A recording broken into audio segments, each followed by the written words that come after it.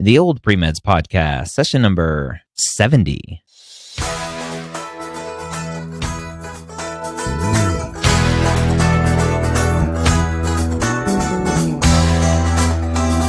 You're a non-traditional student entering the medical field on your terms. You may have had some hiccups along the way, but now you're ready to change course and go back and serve others as a physician. This podcast is here to help answer your questions and help educate you on your non-traditional journey to becoming a physician. And welcome to the OldPreMeds podcast. My name is Dr. Ryan Gray, and I'm your host here and on many other podcasts, which you can find at mededmedia.com. So we take questions directly from the oldpremeds.org forums and answer them here on the podcast. If you are not a member of that community, I highly recommend you become one. It's free and it's easy. oldpremeds.org. Sign up for an account and say hello.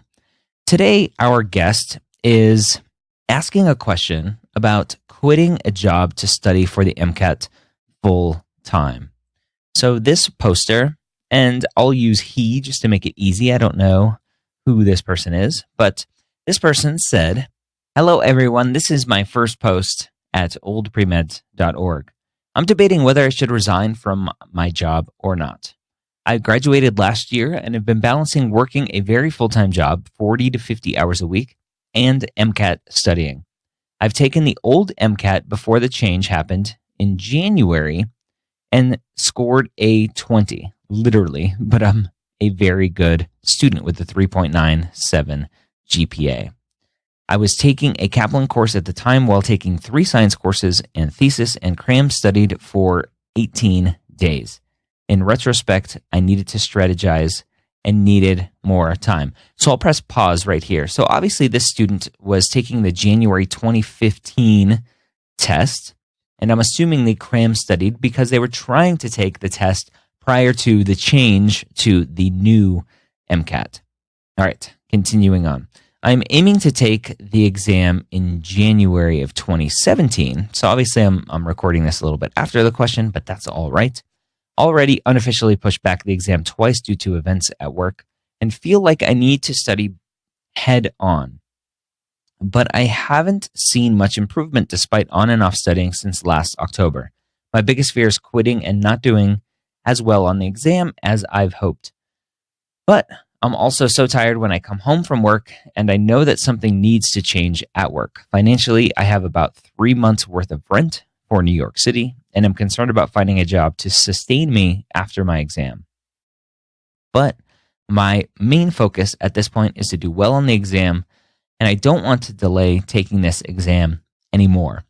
I'm going to ask my employer if I can take a 1-month leave of absence from late December to my January exam date and somehow find a way to use my vacation days so I can work 3 to 4 days a week.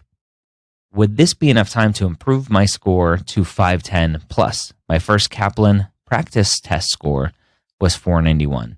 I'm determined to do well, but for some reason, I'm not making much progress on this exam. Or is quitting your job for the exam worth it for the exam? Would med schools look unfavorably if I were to study for the MCAT head on? All right, so there's the question. I'm not quite sure what the last question is, meaning would med schools look unfavorably if I were to study for the MCAT head on? I'm guessing that the person asking this is, would they look unfavorably if you solely studied for the MCAT and like quit your job and only studied for the MCAT? I don't think they care. They want to see you have a good grade. So I don't really think that comes into play. So I wouldn't worry about that. So let's kind of unpack this and talk about each of these things separately. So this student was good in school, 3.97 GPA, but bombed the MCAT. They studied for 18 days, trying to cram in one of those last test dates in January of 2015, like every other student was trying to do, and didn't do well with a 20.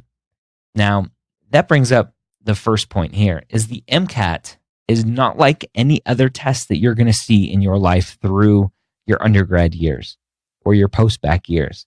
It's just not. And so the MCAT doesn't care if you have a 3.97 GPA. The MCAT cares how well you're going to do on the MCAT. And yes, I'm referring to the MCAT as a person now. So I think it deserves that. So the MCAT does not care what your GPA is. You need to do well on the MCAT, which means studying specifically for the MCAT. And that means more than 18 days. All right. So this student posted this in August and was looking at taking it in January and possibly taking a 1 month leave of absence to cram for the MCAT. And I still consider 1 month cramming for the MCAT. The goal is to take many, many practice tests. Now, you should go and listen to the MCAT podcast if you don't already. The MCAT podcast, we cover topics like how long should you study and how many practice tests should you take and all of these types of questions. So if you don't already listen to that, I highly recommend you do, the MCATpodcast.com. All right, so back to this question. My advice, basically the question is, should I quit my job to study for the MCAT full time? I don't know if I necessarily say you have to quit your job to study for the MCAT, but every job is different, right? There's a difference between a librarian job, and not to diss the librarians, but relatively easy, so to speak, I would think, versus this job, apparently, that this student has, that is working 30 to 40 hours a week, or 40 to 50 rather, and coming home too tired to study. So there's a huge difference there. And so you have to take into account what your life is, your job life, and the amount of energy that you have to give to MCAT prep. Your priority should be MCAT. Obviously, you need to sustain yourself financially with living and food and everything else. But this person is saying that they only have 3 months worth of rent. Could you take on a roommate? Could you go and move in with somebody? You can adjust your lifestyle to make it a priority to study for the MCAT. So the best case scenario is always studying full time for the MCAT. But I know that's not reasonable for everyone and not a doable thing. So you need to be able to study as much as possible. And that means adjusting things. If you can go down to part-time, great. If you can go down to 3 to 4 days a week, great. If you can go down to 4 or 5 hours a day instead of 40 to 50 hours a week, great. You need to make those adjustments. So the MCAT comes first. It doesn't matter if you quit your job and study full-time. The medical schools aren't going to look at that negatively. 1 month is not enough time to study for the MCAT for most people. I'm sure there are some superstars out there that can do it. But if you think about a normal study schedule, a week before your exam, you're taking the unscored MCAT, AAMC MCAT. 2 weeks before, you're taking one of their scored. 3 weeks before, you're taking one of their scored. And then for the month before that, you're taking 4 or 5 or 6 other full-length practice exams. So you're looking at about 2 months minimum to start fitting in practice exams and doing everything else. So it takes some time. You need to plan it. I hope that helped. I hope I gave you some direction on this. Go listen to the MCAT podcast. It will help tremendously as you continue on your journey as well. Until next week, I hope you have a great one. Stay focused, stay determined, and don't forget to listen to all of our shows on the MedEd Media Network at mededmedia.com.